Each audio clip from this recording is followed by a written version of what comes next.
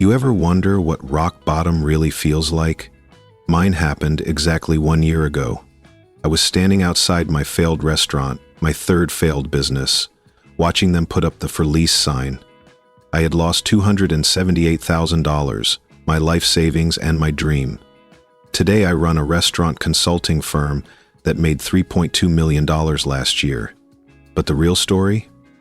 It's about how my biggest failure became my greatest teacher. Let me take you back to that day.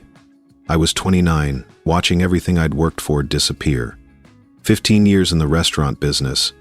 Started as a dishwasher at 14, worked my way up to chef, then owner. 3 restaurants, 3 failures. The first one lasted 8 months, the second a year.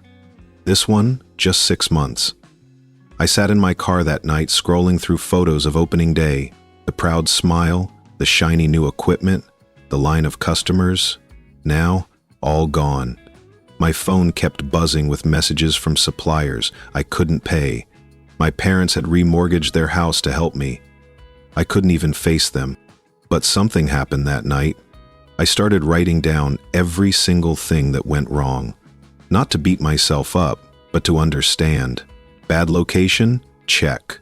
Too high food costs? Check. Wrong menu pricing? Check. 4 hours later, I had filled 32 pages with mistakes. That's when it hit me. I wasn't just a failed restaurant owner. I was now an expert in how restaurants fail.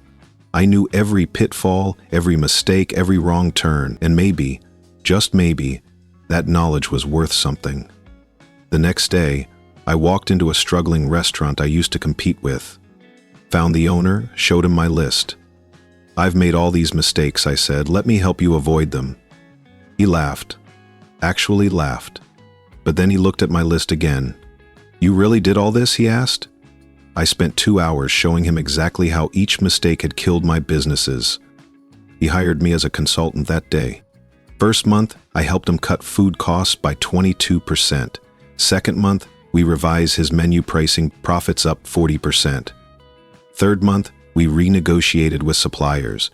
By month 6, his restaurant's profits had tripled. Word spread. Other restaurant owners started calling. Turns out, knowing how to fail was more valuable than knowing how to succeed, because I could spot the problems before they became disasters. 6 months later, I launched Phoenix Restaurant Solutions. Why Phoenix? Because like the mythical bird, I rose from the ashes of my failures. First year, helped 12 restaurants avoid bankruptcy. Second year, saved 47 restaurants. This year, we've worked with over 200 restaurants across the country. Last month's revenue, $3.2 million. But here's what really matters. We've saved over 3,000 jobs.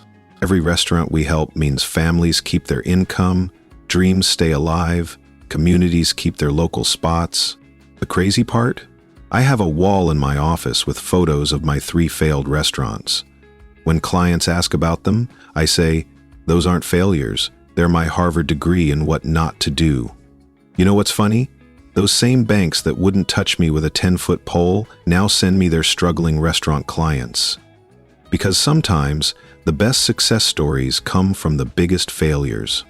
If you're facing failure right now, if you're watching your dream crumble, remember this: your failure isn't your end. It's your expertise. Your mistakes aren't your shame.